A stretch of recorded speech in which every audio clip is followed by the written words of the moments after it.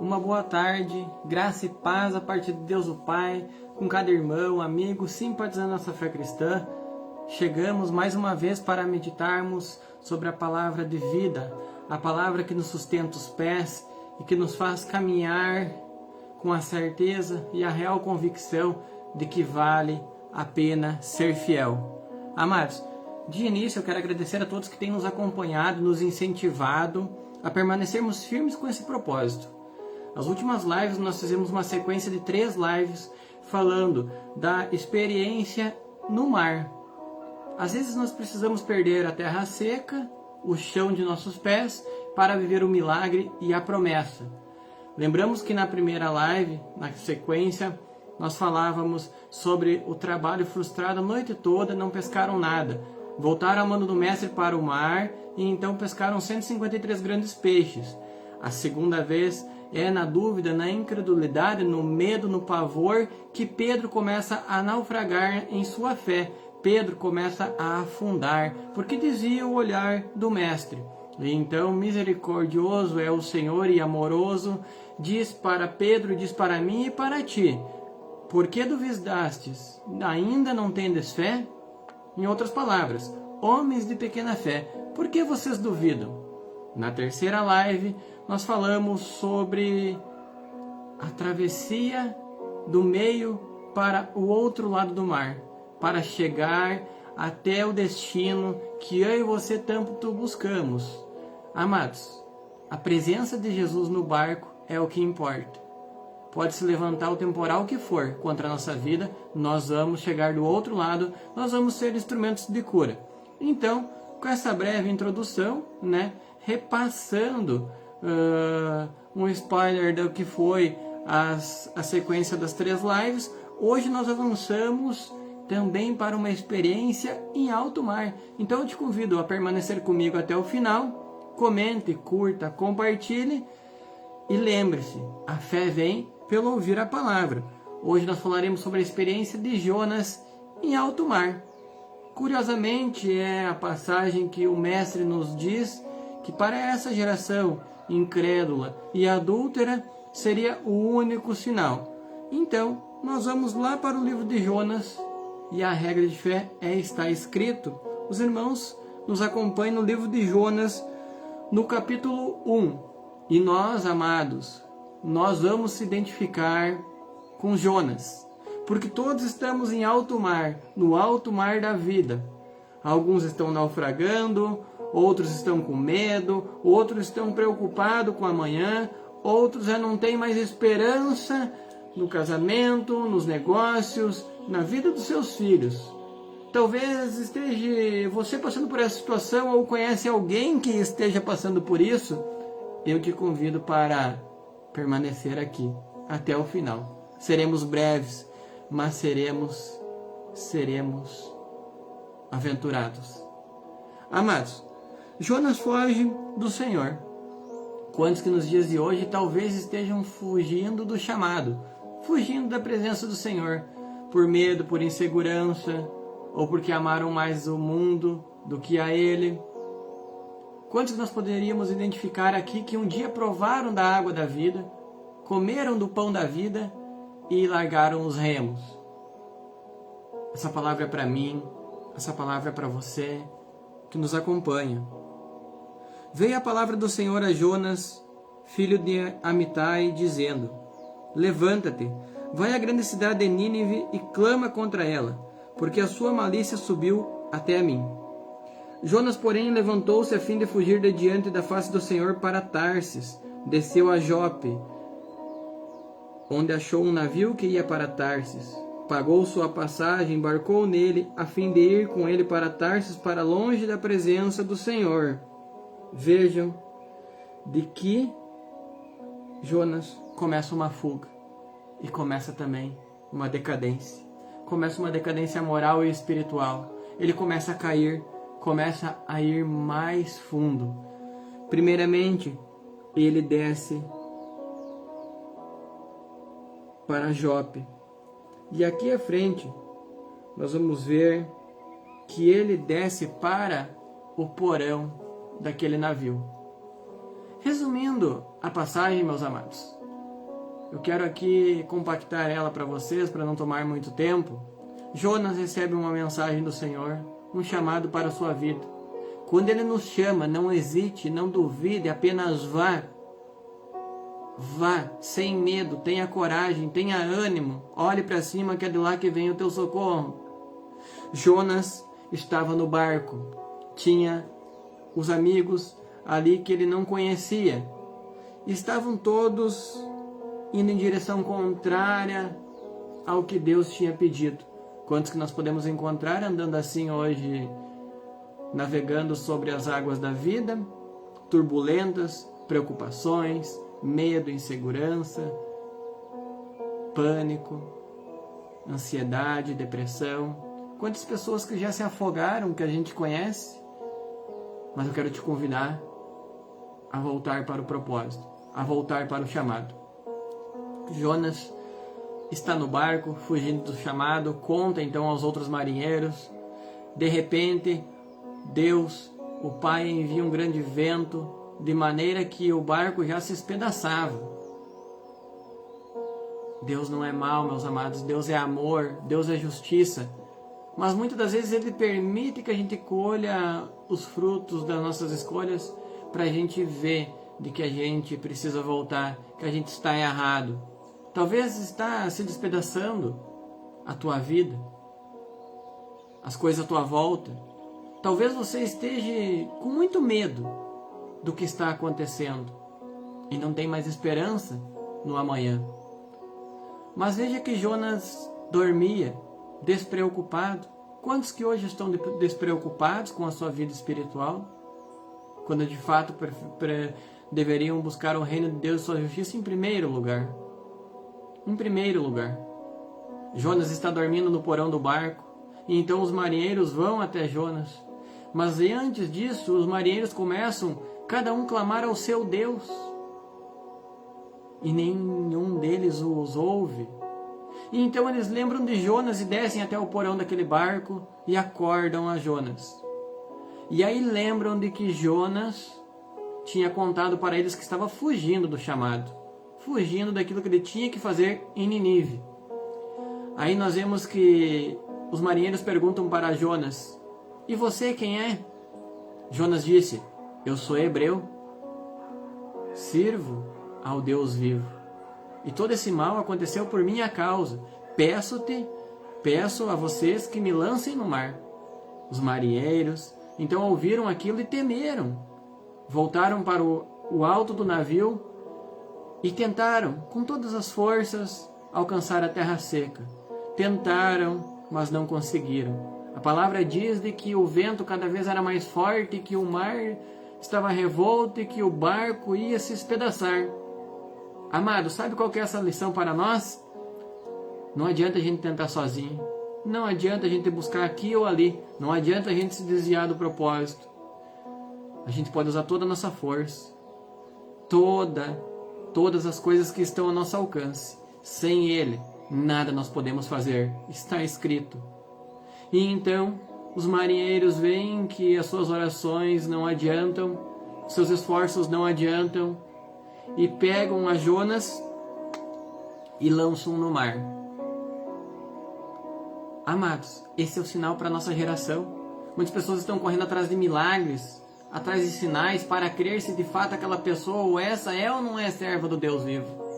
Mas vemos que a palavra nos diz de que João Batista tinha uma mensagem como a de Jonas. E ele pregava arrependimento, salvação, batismo. João Batista não fez nenhum milagre, não realizou nenhuma cura. E Jesus disse dele de que não houve homem nascido de mulher tão grande que nem João Batista. A mensagem minha, a mensagem de João Batista, a mensagem de Jonas é a que importa, é a que move o céu, é a que faz a gente mudar de vida, mudar de propósito, mudar da desobediência para a obediência. E então, nós vemos que Jonas é lançado no mar, e naquele mesmo instante, então, o Senhor faz o vento cessar e o mar se acalmar, mas o Senhor já tinha preparado um grande peixe para engolir a Jonas. A palavra me diz de que Jonas foi engolido por um grande peixe e ali permaneceu 3 dias e 3 noites no ventre do peixe. Vejam só, talvez agora você esteja dentro do ventre de algum peixe, do medo, do pavor, do desânimo, da tristeza, das preocupações da vida, do abandono, da traição. Qual é o peixe que tem te engolido? Você conhece alguém que está vivendo nessa situação? Então compartilhe essa mensagem com ela. Aquilo que parece que é para o nosso fim, em verdade é para que a gente aprenda. Ele está nos ensinando, está em silêncio, mas está nos fortalecendo, está nos auxiliando. Jonas, de dentro do ventre do grande peixe, clama ao Senhor. Mas espera aí, antes disso tudo, nós vemos de que Jonas não é ferido pelos sucos gástricos do grande peixe. Jonas está ali, dentro do ventre do peixe, fazendo uma recapitulação, uma análise, um autoexame da sua vida, da sua conduta, do que o Senhor tinha para a sua vida. E vejam de que Jonas, dentro do peixe, clama ao Senhor e diz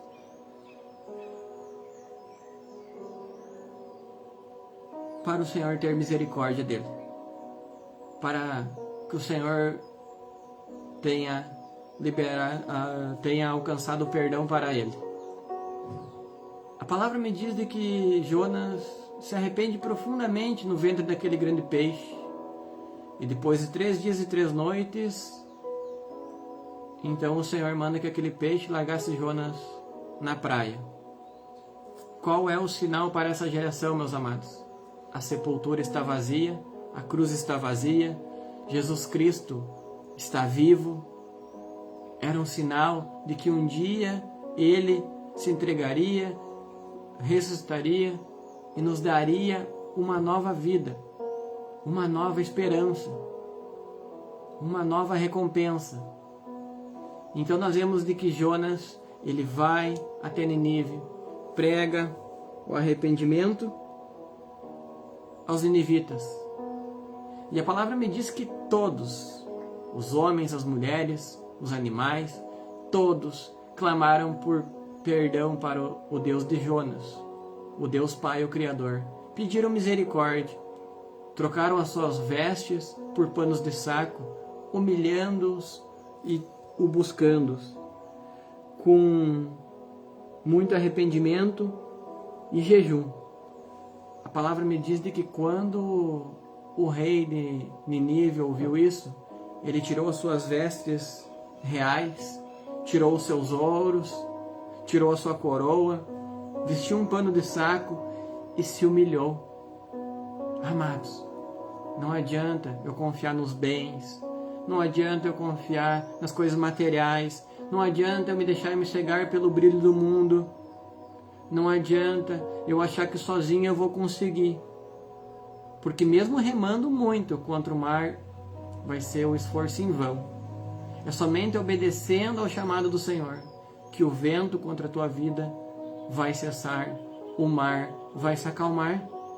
Então nós vemos de que o rei também se humilha na presença do Senhor. E a palavra me diz de que quando Deus viu as suas obras, que eles tinham se convertido do seu mau caminho, se arrependeu do mal que tinha dito que lhes faria e não o fez. Amados, Deus, ele observa a nossa posição, a nossa conduta, as nossas escolhas. Deus não nos impede, Deus não nos obriga a nada. E Deus também não interfere no nosso livre-arbítrio, porque Deus é justo. E então nós vemos de que Deus estava apenas ensinando. Talvez um peixe tenha te engolido, mas agora eu quero te convidar para voltar para o chamado, voltar para a promessa, voltar para o centro, que é Jesus Cristo. A palavra me diz de que Jonas, então, após pregar o arrependimento aos ninivitas, se arrependeram e Deus poupou aquela cidade. 120.000 pessoas moravam naquela cidade. Vou repetir, 120.000 pessoas moravam na cidade de Nínive. Todos, até mesmo o rei, se arrependeu, reconheceu o Deus Pai, Criador dos céus e da terra, pediu misericórdia e alcançaram, então, o favor. 120.000 pessoas salvas com a pregação de Jonas. Natural, Jonas, um homem como nós, se abateu muito e, cansado, ficou extremamente irado e orou ao Senhor: ó Senhor, não foi isso que eu disse estando ainda na minha ira, na minha terra? Por isso é que me apressei a fugir para Tarsis. Eu sabia que és Deus clemente e misericordioso, tardio em irar-se, grande amor, e que te arrependes do mal. Jonas estava ali, em particular com o Senhor, pedindo a sua própria morte. Jonas estava cansado, Jonas não queria mais tentar, Jonas não queria mais buscar, mesmo tendo pregado arrependimento, mesmo vendo Deus poupar os ninivitas. Jonas pediu a própria morte. Talvez você conheça alguma pessoa que tenha vivido já esse deserto da vida. E Deus conforta Jonas e diz: é razoável essa tua ira? Está certo esse teu pedido? Jonas, pensa. Esse diálogo, meus amados, entre Jonas e o Senhor. A palavra me diz de que Jonas vai até a sombra de uma grande árvore para descansar. Então Deus faz nascer uma abóbora, uma planta, que subiu por cima de Jonas para que fizesse sombra sobre a sua cabeça, a fim de o livrar do seu cansaço. E Jonas se alegrou. Amados, Deus proverá o cuidado, Deus não deixará o sol te molestar de dia, nem a lua à noite. Deus estará contigo, não importa a situação. A palavra me diz de que Jonas descansa sobre a sombra daquela árvore. Porém, no outro dia, Deus enviou um bicho e comeu aquela planta e ela secou. Vejam de que Jonas é despertado agora com um forte calor, com o sol batendo em sua face. Jonas diz, mais uma vez: melhor me é morrer do que viver. Quantos que de nós hoje pensamos que não tem mais jeito, que as coisas não vão dar certo, que é melhor chutar o balde? Mas Deus diz a Jonas e diz a mim e a ti: é acaso razoável essa tua ira por causa da planta? Disse ele: é justo que eu me canse a ponto de desejar a morte. Estamos cansados dos noticiários, estamos cansados da política suja e corrupta, estamos cansados de sermos humilhados e explorados pelos grandes, estamos cansados e clamando a Deus por força e misericórdia. Disse o Senhor a Jonas: você teve compaixão da planta que não te custou trabalho algum, a qual não fizesse crescer, numa noite ela nasceu e numa noite ela morreu. A nossa vida ela é breve, somos instantes. Aproveite o caminho, faça as escolhas corretas, obedeça. A palavra me diz que em Nínive, mais de 120.000 pessoas não sabiam discernir o que era a mão direita da mão da esquerda. Eles não sabiam a diferença nem mesmo de uma para a outra. Porém, eles se arrependeram com a mensagem de Jonas. E aí, agora o Senhor diz para Jonas: não hei eu de ter compaixão dessa grande cidade? Se você, Jonas, se você que me ouve, está entendendo a mensagem, é porque Deus tem compaixão da tua alma, da tua vida. Deus quer que você cumpra o chamado, o propósito, o alvo. Não fuja, não deixe para amanhã o que você tem para fazer. Jonas, primeiro, pega um navio que ia em direção contrária ao chamado de Deus. Esse navio vai estar cheio de amigos que você não conhece. Esse navio te levará para distante da presença de Deus. Esses amigos você não sabe nem mesmo o nome, não sabe de onde vieram e para onde vão. Mas uma coisa é certa, como os marinheiros levaram Jonas para longe do propósito de Nínive, o levaram para Tarsis, descendo a Jope, levaram ele para mais baixo, para uma situação pior do que ele estava, por causa da desobediência. A segunda vez é que Jonas desce para o porão do navio tentando se esconder. Nas profundezas do oceano, ele então aprende.